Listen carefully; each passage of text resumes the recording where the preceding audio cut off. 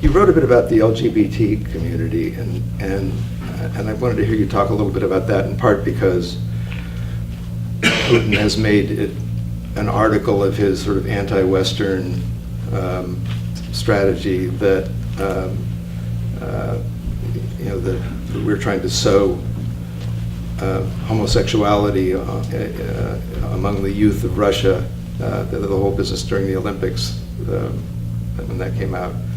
What was it like? What's it like to be gay in Chelyabinsk?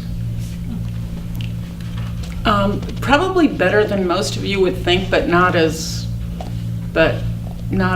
great a life as somebody who's gay would like. Mm-hmm. And I mean, there is and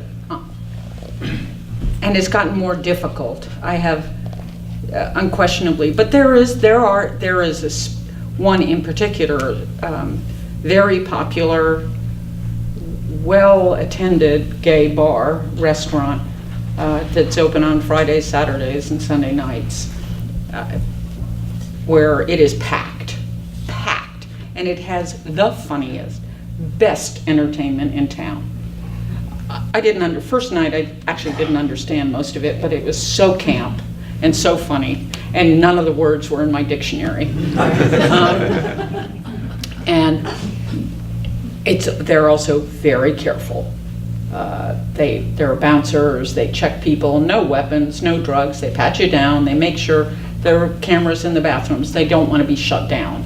And curiously, I mean, I'm sure they could find, if they want to, the tax police, anybody can find any reason to shut anyone down, and they haven't. So, I mean, is life really that sort of interesting for anybody interested in the arts or whatever in Chelyabinsk? And the gay community has a predilection for liking those things, and so a lot of them are moving to Yekaterinburg, where it's even better. Or less bad. So it's possible, but where people are, if you want to adopt, if you have adopted in the past when things were a little easier, people are afraid their kids are going to be taken away from them because of the law as it stands doesn't ban homosexuality per se, but is probably I know many of you know all of this, but it bans propaganda that is directed at minors, which essentially means you can't talk publicly about homosexuality because a minor might hear it. And so it's shut down any discussion.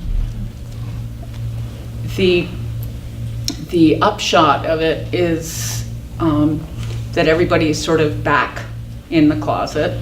You don't say what, if 8 years ago you might have said at work, or people might have known. Now you're much more careful about that sort of thing.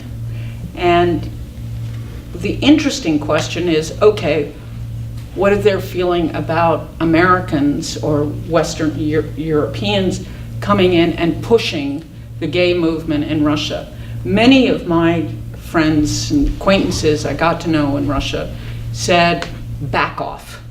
You're making our life, you're assuming that we can move tomorrow to where you are. We can't. We're where you are 40 years ago. And you've got to understand that. I mean, remember, homosexuality was illegal until 91, 92, I can't remember exactly the year it was. And you would be imprisoned.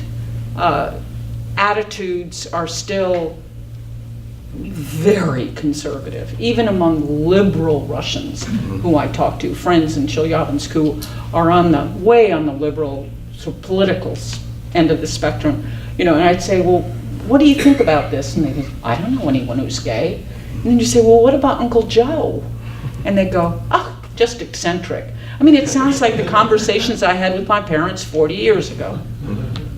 And so the question of how hard to press, because things were doing okay until, people, or some would say, people were sort of coming out, able to live openly until you know, there were big demonstrations, and it sort of everybody was pushing the agenda too fast for not just the government, but for the populace at large.